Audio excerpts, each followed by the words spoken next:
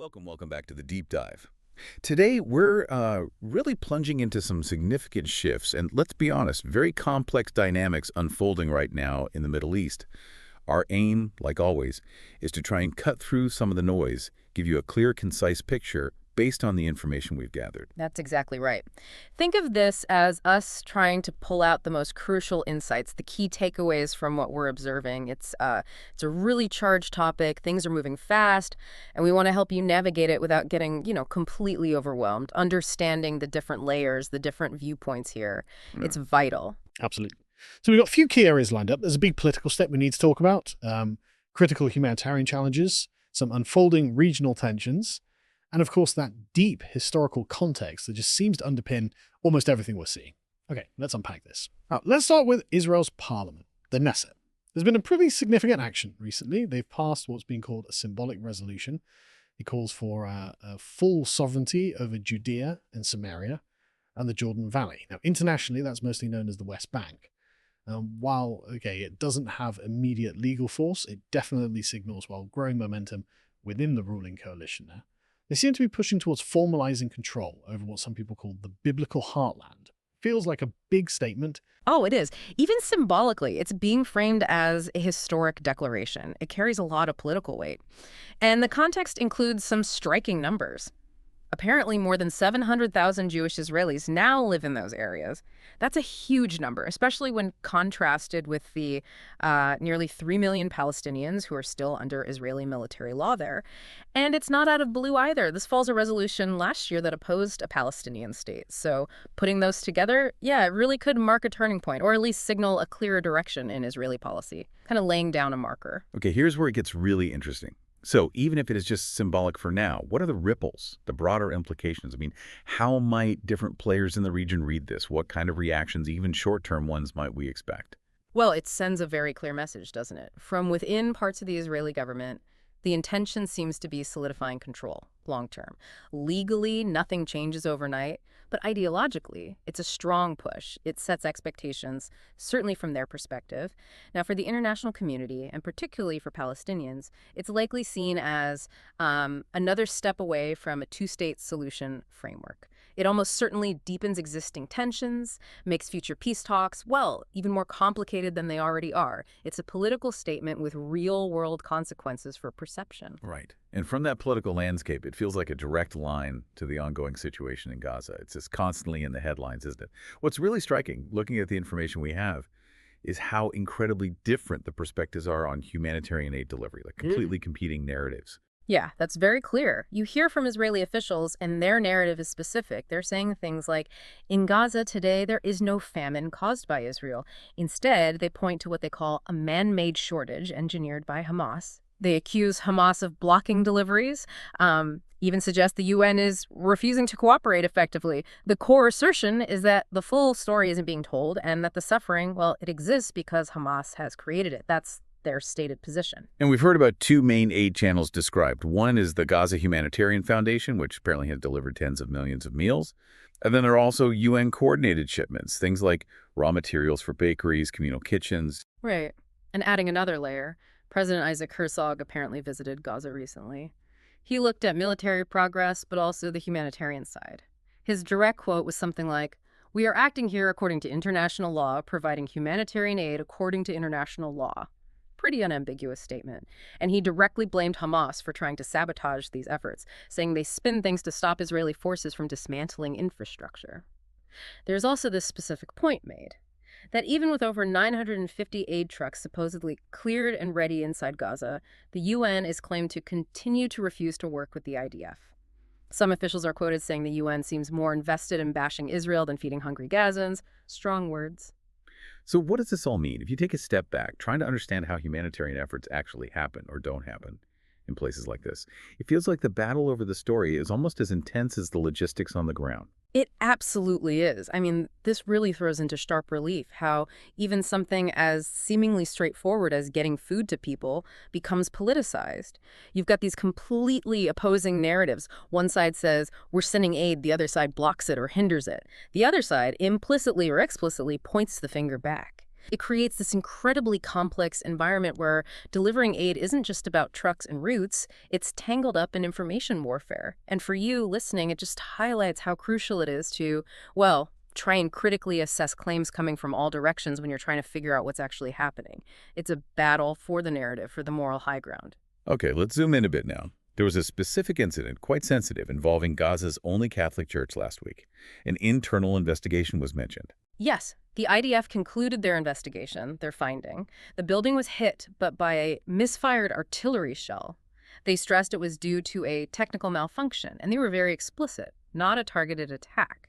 This finding is presented as directly countering wider accusations that Israel might be persecuting Christians. And alongside that finding, we also heard a really strong counter-argument push back against those broader accusations. The claim was, essentially, there is no crisis of persecution, but rather that the pro-Hamas movement are trying to engineer a crisis. This is purely an engineered crisis. Exactly. This perspective really emphasizes that Israel values its relationship with Christian communities. It highlights data points like Israel being the only country where the number of Christians are increasing in the region and the only place for hundreds of miles where they can practice freely. So this viewpoint presents a stark counter-narrative. It's not real persecution, it's an engineered crisis aimed at influencing how the world sees things. Again, competing narratives around specific events. Shifting focus slightly wider now. Outside Gaza, those regional tensions, they're still simmering, definitely remain high. There was mention of an incident in the Gulf of Oman, wasn't there? A reminder of the bigger chessboard. Yes, that's right. A confrontation was described involving an Iranian Navy helicopter and the USS Fitzgerald, an American destroyer. Apparently, the helicopter got close to Iranian waters, the Iranians issued warning, and then the U.S. destroyer reportedly threatened to shoot it down. What makes it stand out is that it was apparently the first direct confrontation like that since a conflict ended back in mid-June. It just shows how fragile things are, how quickly tensions in those critical waterways can flare up into, these direct military encounters, even if they're brief. But then, on the flip side, the diplomatic front, maybe a small glimmer of hope. It sounds like ceasefire talks between Israel and Hamas might be inching forward. President Trump's special envoy, Steve Witkoff, arriving in Doha, that usually signals some level of serious discussion. Yeah, what's fascinating here is always that contrast, isn't it? The military posturing on one hand, and these diplomatic efforts happening in parallel. The potential deal points mentioned included things like a humanitarian corridor and, critically, the release of Israeli hostages. And the information suggested an answer from Hamas might come very soon, maybe even as soon as today. It really illustrates that dynamic. Even with high tensions, incidents happening, the channels for negotiation for potential de-escalation, they're still active. It's this constant push and pull between pressure and diplomacy. Now, to really grasp the why behind so much of this, we kind of have to dip into the history, the deep background that shapes everything. The idea of a two-state solution comes up constantly. Can you maybe connect this to the bigger picture for us based on the perspectives shared? Sure. If you trace that idea back, connecting it to the bigger picture presented in our materials, it goes way back to the British Mandate period, the 1920s, 1930s. And a really consistent claim that comes through in the information we reviewed is this. Every single time the Palestinians refused it. And the stated reason given for those refusals, that they did not want a Jewish state. This is presented as a core element of the historical narrative from this viewpoint. Right, and the information walks us through some specific points to illustrate that claim. Let me see if I've got them. First, 1948, Israel declares independence. The UN recognizes the state via a partition plan. Then, the Arab nations declare a war. They lose that war. Afterwards, even when Israel apparently offered land for a Palestinian state, the claim is, again, they refused it. And that territory became part of Transjordan, later Jordan. There's also the detail mentioned that Jews weren't allowed to the West Bank or Jerusalem's Jewish quarter during that period. And then jump forward to 1967, after the Six-Day War, again an offer absolutely refused. The perspective highlights this pattern, saying it's amazing how many times they can refuse it, and the international community doesn't wake up. And following that historical line leads to a very strong conclusion articulated in this viewpoint, that these repeated refusals suggest these people don't really want peace, but rather what they want is to wipe Israel off the map. This perspective specifically points to the phrase "from the river to the sea," characterizing it not just as a political slogan, but as a genocidal ideology to wipe Israel off the map and kill every single Jew in Israel. Very strong language. And this viewpoint includes with a call to action. As a Christian, we have to stand with Israel. It's the right thing to do. It's also the godly thing to do. Now, It's really important for us to state clearly we're conveying this specific historical interpretation and viewpoint as presented in the material we analyzed. We aren't endorsing it, but ensuring you hear the argument being made. And this definitely raises an important question about how powerful these historical narratives are, how they're constructed, and how deeply they shape actions and possibilities today. So what does this all mean? We've covered a huge amount of ground. That symbolic but potentially pivotal political declaration in Israel.